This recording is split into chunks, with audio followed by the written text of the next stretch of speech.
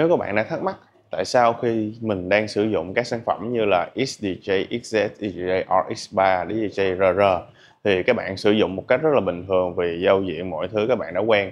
Nhưng khi các bạn đã sắm hoặc là đã trải nghiệm thử trên sản phẩm XDJ-AZ nhưng mà có những lỗi hoặc là những thứ tính năng mà các bạn không biết cách sử dụng thì trong series này